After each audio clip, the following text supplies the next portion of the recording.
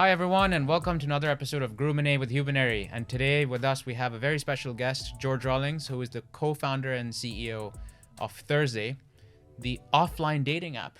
That's right. That's a really interesting tagline. George, welcome to Grooming. It's a pleasure to have you with us. Thank you very much for having me. It's great to be here.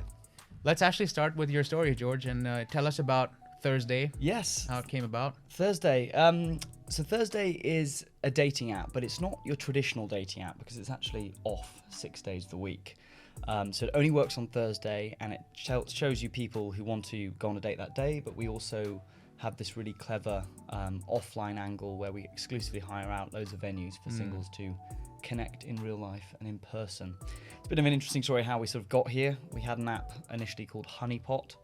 So the company formed about 4 years ago. We had Honeypot for 3 years, basically like a false start for 3 years, and then changed it a year ago to Thursday. And Honeypot was a location-based dating app that allowed you to check into different areas around London when you were free. And by checking in, it would show you who was available for a date that day. And so what's the most common sort of user story you hear about dating? Because obviously you're focused more on singles. Yes. So tell us a bit about what singles experience when they're on Thursday and how they experience dating on Thursday. Of course. I think lots of dating apps, Hinge's tagline, designed to be deleted, very clever. If they didn't think of that, we would have done. And I think, lots are about sort of finding the one and don't be single. And it's almost like there's this negative stigma around being single. But we're trying to look at being single differently, where it's almost a celebration on one day of the week where, everyone comes together.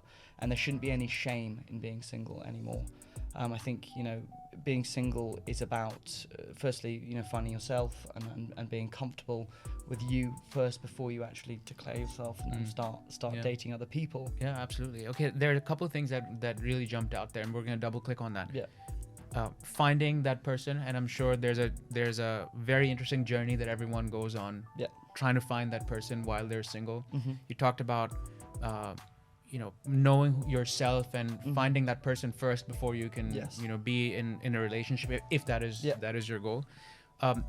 Have you heard of any interesting stories of those journeys that people have been on through the Thursday platform? Yeah, I think for starters, two people, and there's obviously we get lots of case studies coming through of people that have found love through the app, but being a dating app, that's what's expected. It's a bit like you're not going to review Google because you found this restaurant and can say thank you Google. You expect that to happen. So there's lots of stuff we don't see that goes on behind the scenes. So it's kind of been a bit of a realization for me with Thursday, of having built Thursday from personal experience where I was bored with dating apps initially and finding them very unfulfilling and quite transactional to a degree.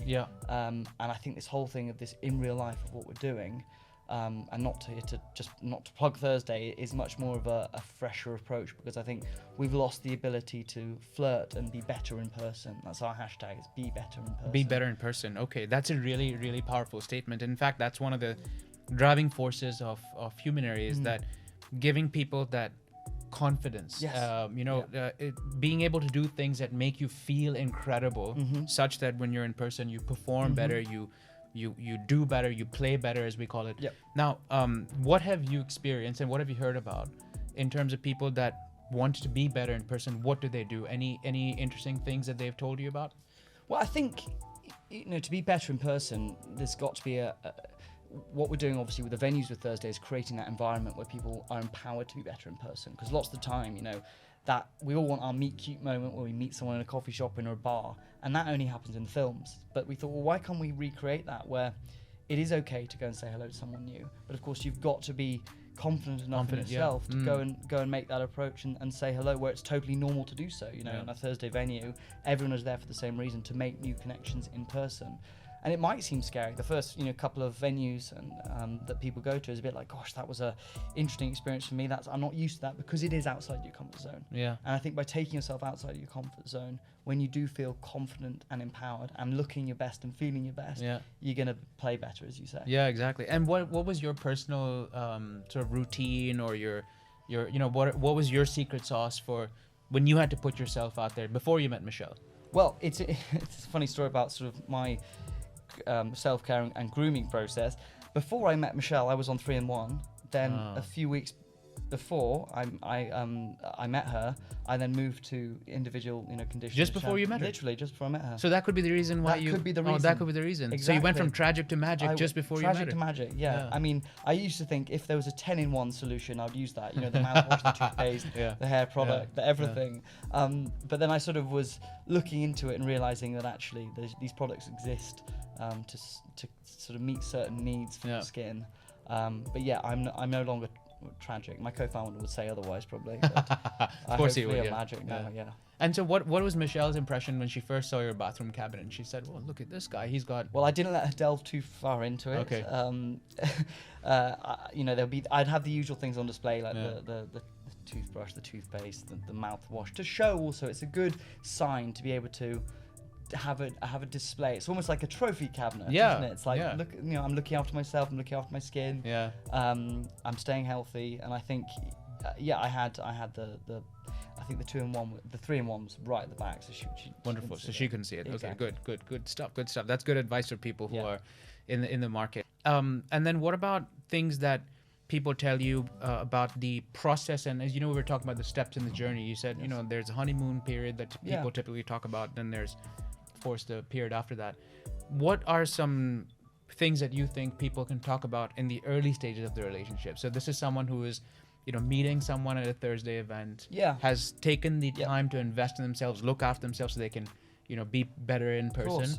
I think, when it comes to, there's always that question of, do you have any pickup lines or anything? And I think pickup lines are dated. I think it's a little bit seedy and a bit creepy. You shouldn't plan what you're going to say to someone when you make an approach or an encounter. But I think there's lots. I think you should always keep it light and very friendly. It's just about getting to know someone, where it's just very much, this is a 5-minute conversation it's a bit like, a real life dating app. Yeah. You wouldn't go in with the hard questions, things you shouldn't ask. It was, about salary. You shouldn't be dating someone for a couple of dates, then try and meet their parents. It should be, it's happened, Has it really? Yeah, I've been on a couple of dates before, and it's like, so do you want to go for coffee with my parents? And I was like, not right now, that's a little bit forward. So keep it light, keep it friendly, and be yourself. I think people overthink encounters, and lots of the time it shouldn't be so forced at all, because if it's forced it looks awkward, and you look like a bit of a weirdo. Of course. But here's the critical question: is it okay to ask someone about their self-care rituals in the first or second date? Absolutely. Is it really? I absolutely think it's right. I think people should do it. Because it's a real reflection of how they look after themselves. I think you can tell a lot by someone's hair. I mean, I've probably got horrible hair today. That's not true. Come on. Thank you. I think that's acceptable. I think people should be encouraged to ask that. Because obviously it's a deeper sort of question. There's maybe there's a hidden message. There's a hidden message, exactly. It's a bit veiled to try and understand what this person's about without directly asking them. It's a good way of basically saying, do you look after yourself? And what's your skincare routine? I think there's, especially for guys as well, which I think I know we'll talk about more, but guys should wear concealer and bits of makeup here and there. There's absolutely. You heard it here first. It's okay to wear concealer. There really is. I do it sometimes if I got a little spot, but actually concealer just to get rid of some bags sometimes. There's nothing wrong with that. Nothing wrong with that. Embrace it. It really. And I saw on your. I've made an order actually on your site. Oh, there you go. Thanks. I saw the section which is makeup. By actually embracing and calling it makeup. Men's makeup is the right word, and there's nothing wrong with that. Love that. I think people are getting more males getting more confident themselves to be able to feel that's okay to do that. This is a really interesting point, because what you just talked about is quite closely linked, we think, to mental health. Okay. And one of the things that we were curious to hear about from you was, how does one look after their mental health going into the dating scene, going into these events that Thursday hosts? One perspective, and this is coming from an introvert. I'm an introvert, right? So it's hard for me to go to an event and then sort of be myself as well, but also be a bit out there, because ultimately you kind of have to do that. What advice do you have for people on how they should keep track of and maintain their mental health while they're in this environment, which is ultimately obviously designed for fun and for them to get ultimately hopefully find the love of their life if that's what they want? But how do you help them with that aspect? I think going into because there's obviously two different ways people can use the app, which is the matching, and then there's the venues. Yeah. And of course, the venues is like, as I said, like a real life dating app. When you get a match on Thursday, there's a reason why matches exist on dating apps, because there's no rejection, because there's a double opt-in where two people have actually matched, they're interested in each other. Yeah. Tinder's first pitch deck, their problem was the fear of rejection, and they solved it by having the match. So I think it is very different going into a place where it is much more of it's a free-for-all, a little bit, to a degree, I would say that, and it's not for everyone. But I think one important takeaway that people should remember about these events is if you do get rejected and someone's not interested, or you're not interested in someone else, actually say that. I think there's nothing wrong with being totally honest when you're in someone's presence and you're having a genuine conversation, saying, hey, it's been great chatting to you, we're obviously here for the same reason, I'm going to go and make some new connections and chat some new people, make the most of your time being there. But what are your sort of tips for dealing with that rejection? Because yes, it's likely to happen, right? Because the whole idea is you'll meet different people to find that sort of ideal fit, but and as you said, rejection is a part of that journey. But how do you actually deal with that from a mental health perspective? From a mental health perspective as well, I think there's a fine line with actually, if you're struggling with mental health and you're in a bit of a low period, I wouldn't actually recommend dating if trying to find someone to take you out of it. It starts with yourself. Starts with yourself. Starts with you. Therefore, I don't think it's the right move to actually go into the dating scene, hoping to find someone which is someone to support you or a shoulder to cry on. It's the wrong way of looking at it. Yeah. I think if you're in that place where you're feeling a bit low, dating probably shouldn't be something you really embark on at that point in time. Yeah. But also, someone can really bring out the best of you.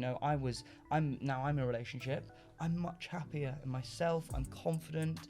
Yeah. My self-esteem is boosted. Yeah. And I'm feeling great because, of course, my mental health is in a good place because of a byproduct of the relationship, I was in an okay place to begin with, and I was fit to date.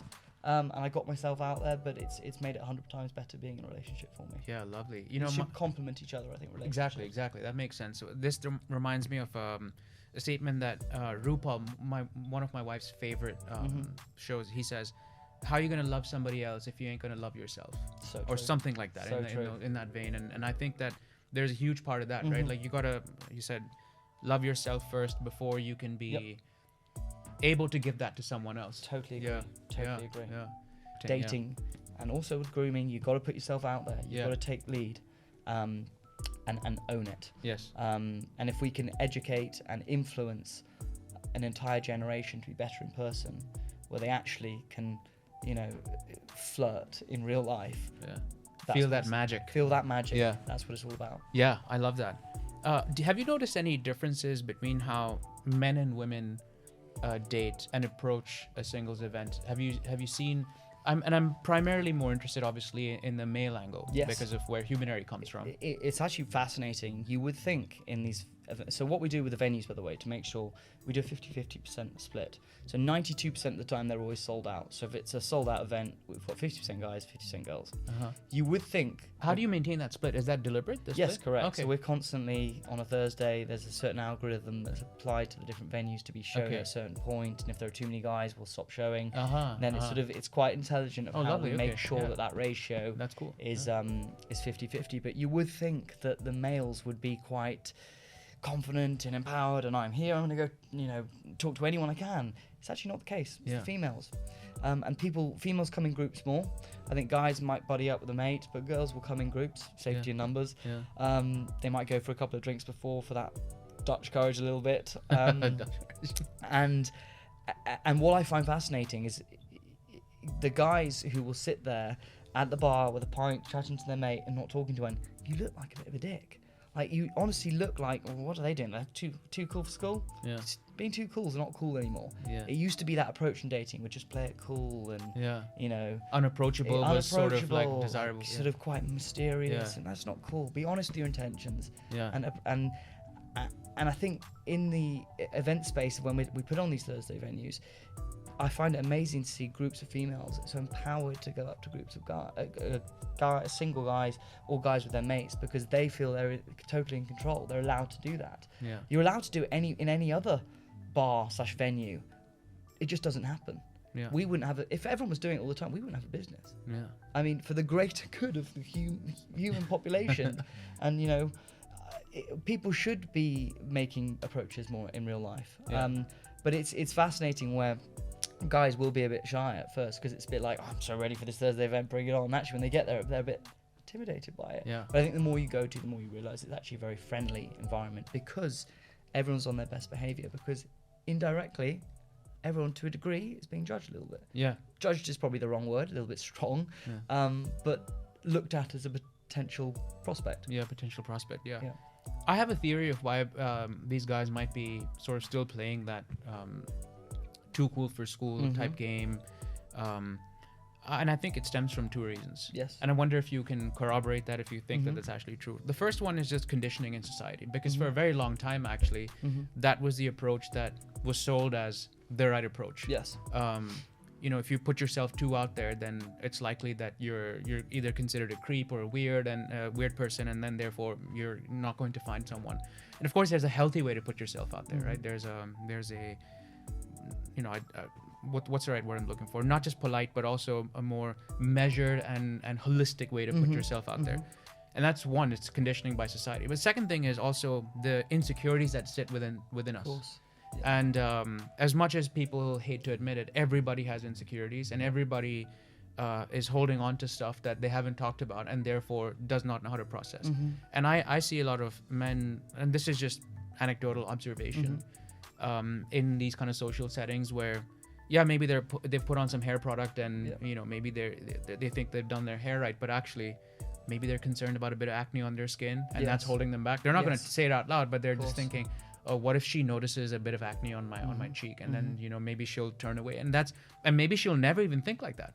Yeah. But that's playing in their mind subconsciously. Or it's a bit like a few body image issues, because again, society has conditioned men to try and appear a certain way. Exactly. And actually, and not talk about it. I think this is something when you're open and address it head on of what your insecurities are. Straight away, you're relieved sometimes of your insecurities. Absolutely. I think guys will hold it in and not say, "Oh yes, I've got a bit of acne there," and I totally agree with you. It's spot on. This conditioning in society. Yeah.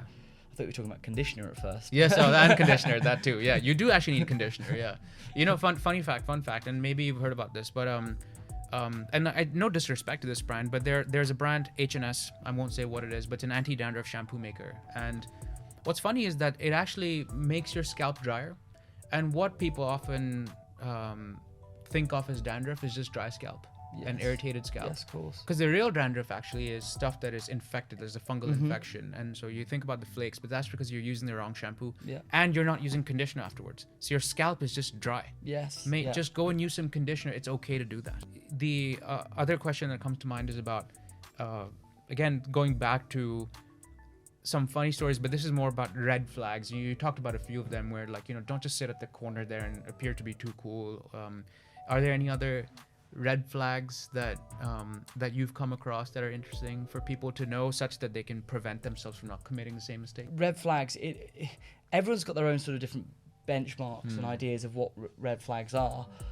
We sometimes ask it out on our Instagram of what a red flag is, but I think a red flag is someone, at the end of the day, someone who's not clear with their intentions and not clear with how their honesty about what they want from the relationship. Guys, I think, will sometimes lead people on, and girls will. I think guys will do it more, and I think sometimes it revolves around sex. I think guys will play a game with girls that sometimes they might not be that interested in, but they'll just keep it going because it's physical, which is the wrong way of looking at a relationship and is totally unfair. I think that is a big red flag. All right, so George, one of the things that comes to mind is that obviously when you're single, then it'll evolve into a relationship and you'll have companionship. What's the backstory of love and companionship? It's a very good question, and something, obviously me being a matchmaker and helping people find love, I should know the answer to, and I do. I've read about this and understood that actually companionship and love was formed and created back when we were apes, before we actually evolved to walk on 2 feet. Is that right? So it goes back all the way. It's like part of our years. hardwired in Exactly. our DNA. Interesting. So it was when the females, when we were walking on all fours, the females could have their offspring on their shoulders, and then they could forage for food. Yeah. But as we evolved and moved to our 2 feet, obviously the females had to hold their offspring on their babies and rely on a male to go out hunting and forage for food. So they could look after the offspring. Exactly. Yeah. So that's how it came about, where you would find sort of a partner to depend on food. And this is probably why this whole thing of the male providing has come from, of females looking after offspring. So it's fascinating. Yeah, it really is. Interesting. Yeah. So it goes back to how humans actually developed. Yeah, exactly. Interesting. But okay, so then I'm going to digress a bit. But then how does that play in modern society, where actually, females no longer need a man to look after them? This is totally different. And that's why sort of, people say a monogamous relationship is actually quite a backwards way of looking at things these days.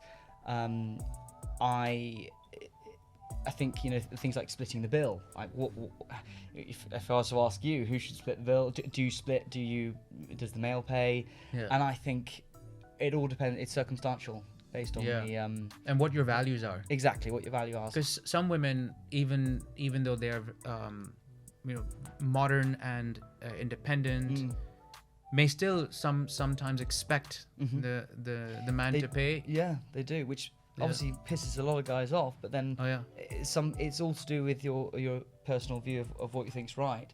I'm all for. I think it's a nice gesture to offer, and I think a guy should offer to pay. And I think if it goes down the route of no, we'll split, that's a nice, especially on a first date, it's a nice mutual ground to be on, because there's no one that has sort of the upper hand based on I paid, or now you owe me a drink and a meal. I mean, there's some crazy stories where people are asking for receipts, sending receipts after first dates and invoicing them, saying, oh, I bought the last round, you mind splitting it? Craziness. Yeah, but some people are a little bit like that. Yeah, well, good luck to them. Good luck to them. George, what's your grooming routine? What do you do? It's a good question. As I said, I'm all quite new to it. I've placed an order. I'm learning a lot about how this is actually really important. My grooming routine is after my shower. So during the shower, I have shampoo and conditioner. That's all. And separate, not three. Separate. Yeah. And I have got body wash as well. Okay. I was using the shampoo as just washing. Like lots of guys do that. Yeah. So I've moved away from 3-in-1, that Radox blue thing, which is a pound that every guy knows. Yeah. Do you know why it should be different? Why?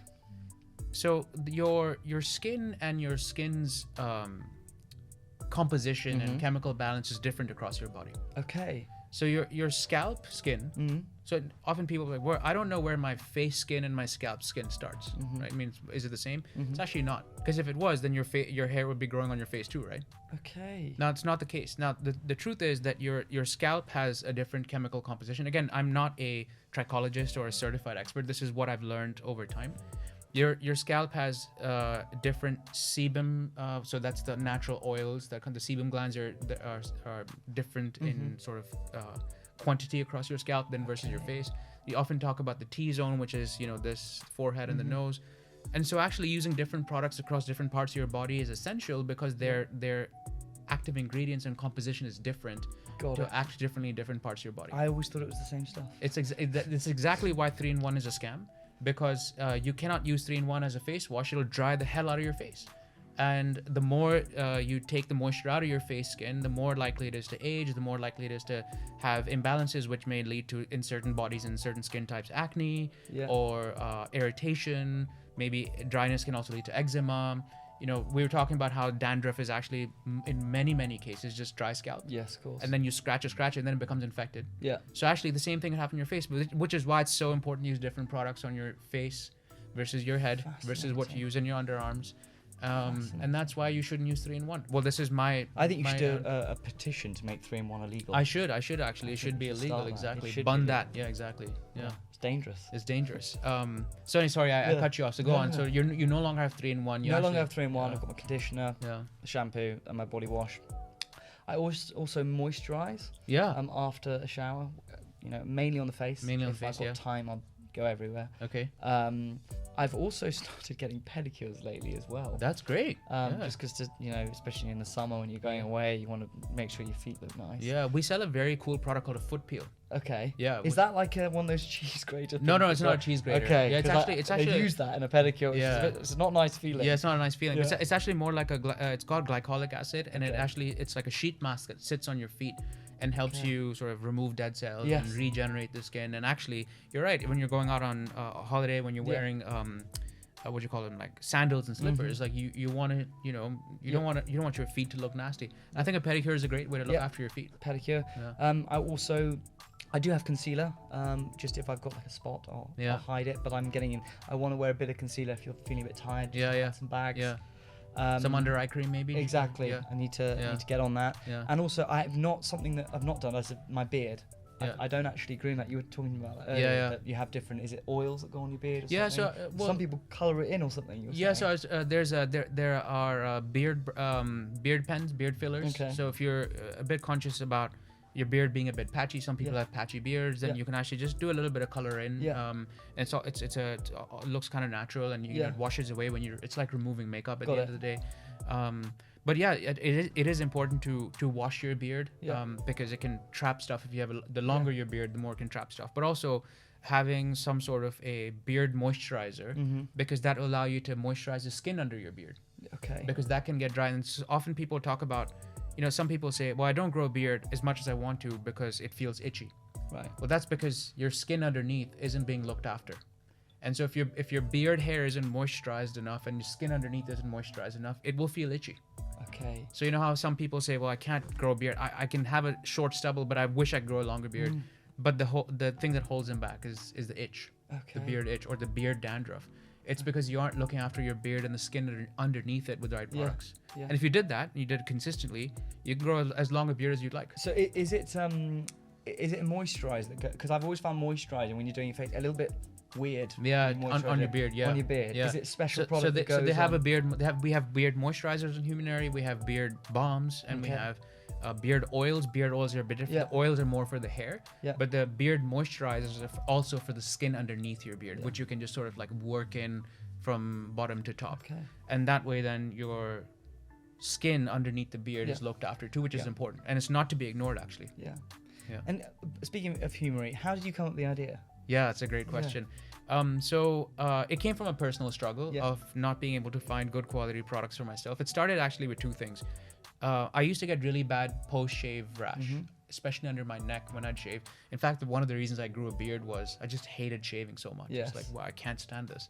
And the other thing was hair loss. Yeah. So I started to experience thinning hair as I started getting older, and I didn't want to use, rubbish shampoo bought from Boots and Superdrug. And I'm sorry to say, Boots and Superdrug, you guys have to work on your selection. It sucks. I mean, and also there's barely anything for guys. Why? Right? Why are we treated differently? And I just couldn't find the right education, the right advice. But I knew that I wanted better stuff for myself. I was open enough to admit that hair loss was causing me self-doubt issues. I didn't want to be, I'm 35 now, but when I was 29, 30 and started noticing it, I didn't want to be the guy that was like, shit, I'm balding. Like, I want to look after myself. And using crap products will lead to crap outcomes. So I started looking for stuff and couldn't really find any place. Now, I could find destinations that would give you fashion for men. You really look up to a platform that does fashion for men, or you could go to a place where you could get, travel advice and things like that. But why isn't there a place for self-care grooming for men? Females traditionally will get so many options for beauty and personal care and cosmetics, but for men it wasn't openly talked about. There wasn't a destination that could give me access to choice, Of course. education, stuff that I didn't know. Like, for example, all this stuff about beards, and I've only recently learned it. Yeah, and I think the great thing about Humanery is it's combining it all, so you've got choice. Because that there are lots of male products out there, but it's finding them. Yeah, and exactly. figuring out where to go. And the other thing about men that we've learned from our all the people that buy from us, and when we talk to them, we learn there are two things. One, men tend to be creatures of habit. Yes. And two, they over optimize, in my opinion, and of course everyone's different, for convenience. Yes, there are lots of brands and products out there today that are building and creating products for men. But guys don't like this idea of like, I'll go shop in like 7 different websites. Of course. No. Or 7 different apps. They want that one destination. They want the aggregation. Yeah. So that's where we come in.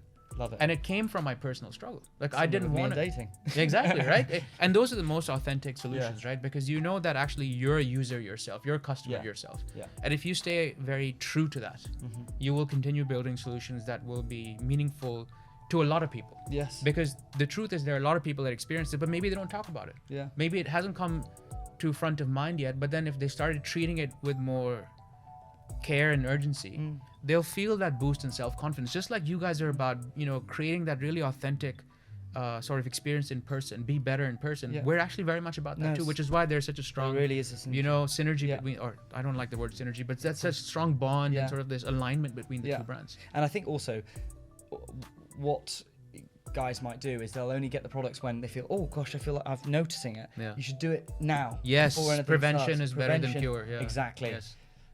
Exactly right. Yeah. No, good. Very exciting. Well, we're looking forward to Thursday. Yeah. We've got a great partnership with Humanery. Yes, absolutely.